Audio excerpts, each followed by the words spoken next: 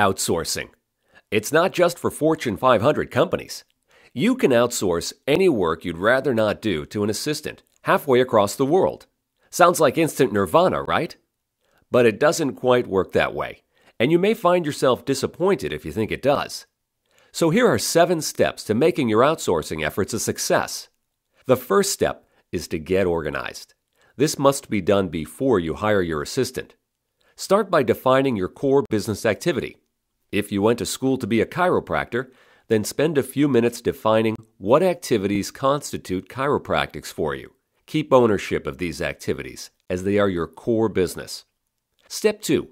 Categorize all other work that makes your core business activity successful, as follows. First, things you don't want to do. Second, things you're not good at doing. Third, things that aren't cost efficient for you to do. Do a comparison of the cost of your time versus the cost of your assistant's time. Fourth, things that need to be done over and over again. These tasks are great to keep your assistant working toward your goals, especially when you're extremely busy. As you get organized, it's easy to identify what can be outsourced, but be sure to do this before hiring a virtual assistant, not the other way around. Step 3. Start small. People tend to think they'll need help on a million projects, only to end up not using an assistant nearly as much as they'd anticipated.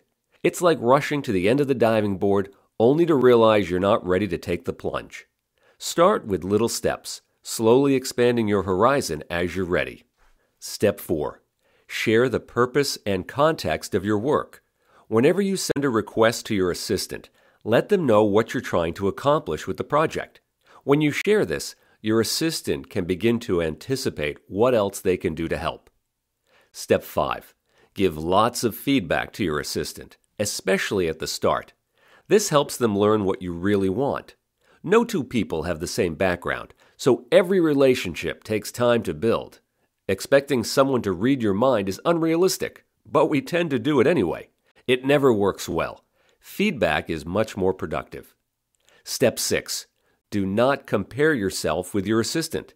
An assistant is not a replacement for you.